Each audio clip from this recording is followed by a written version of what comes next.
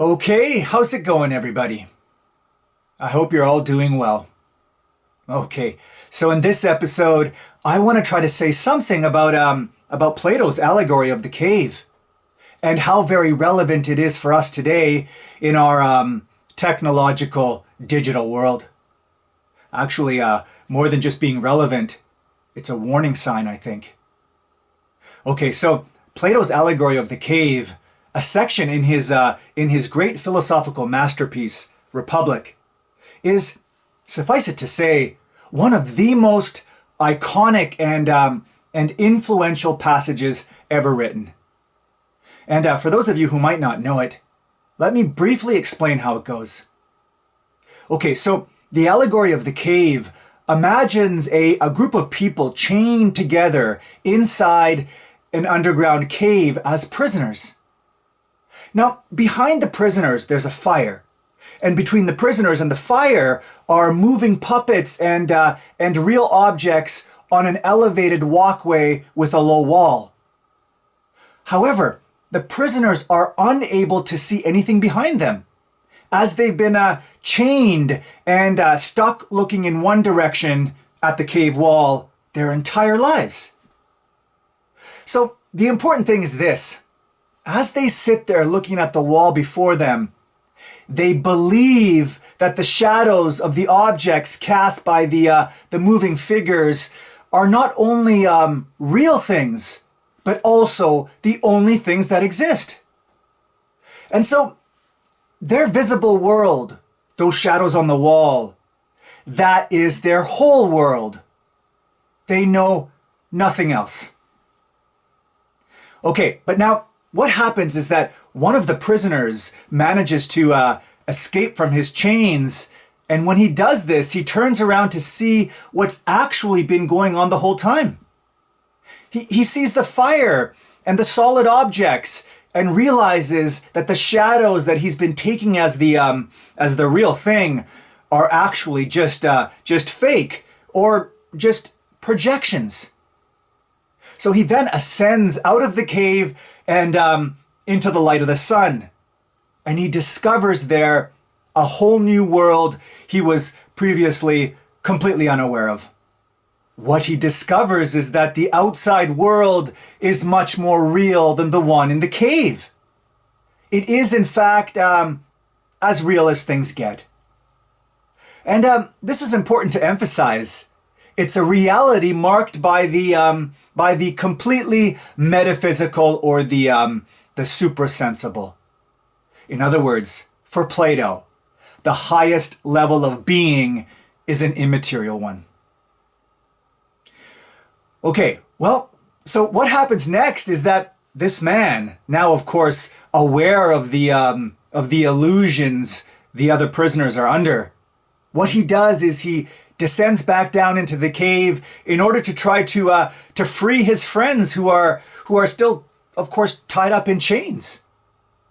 He tries to persuade the others to break free and climb up into the real world with him. However, all the other prisoners do is think that their escaped friend has gone completely insane. And basically, they're annoyed by him. No, they will stay right where they are, thank you very much. They will continue to live in their own little ecosystem and believe that the shadows that they see are completely real. In fact, if they were to be set free by him, the first thing that they do is kill him for upsetting what they consider to be the best life that they could possibly have. Okay, so that in a nutshell is how the story goes. So now that I've sort of tried to lay it out a bit, I want to try to say something about how it is Plato's allegory of the cave is actually extremely relevant. And even, like I said, a warning sign for us today, us in our particular hyper hooked up technological age. Okay, so, well, think about it. First of all, just like the prisoners in the cave are glued to the reflections and images on the wall and not the real world, so are we as well.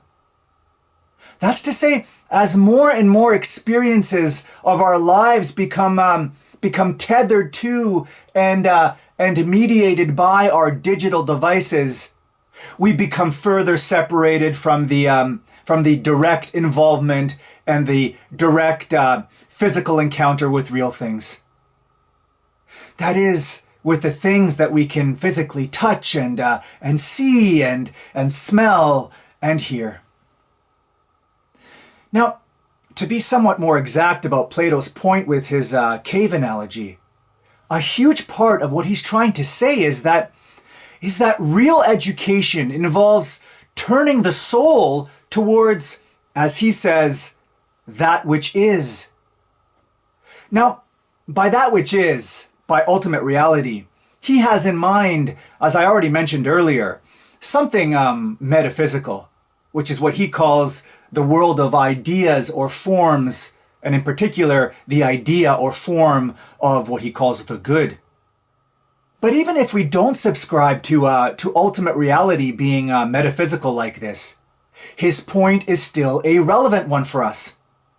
And again, that's because what's happening in our particular, well, let's call them modern caves, is that we're taking as real the images on our phone and on our tablets without having any contact with the sources of these things, or with the outside world in general. We're not having any contact with, again to use Plato's own words, that which is. Like the prisoners in Plato's cave, we too just can't get past the reflections to their sources. And like them, we're pulled in by this simulacrum of reality. And so really, illusions are pretty much all we know. Okay, now it's worth expanding on this a bit more, I think, especially on this point about education that I mentioned. Because again, that is a huge part of Plato's point. You see, for Plato, real education means something like contemplating the source or the essence of things, and not their projections or their secondary images. Or maybe another way to put this that fits our modern context is like this. Real education consists in contemplating the real and not the virtual. Well, this is not really the kind of education that we're seeing today, is it? No, like I said, today we consume images and bits of data and lots of prefabricated and diluted information, but we don't know their ground or their sources.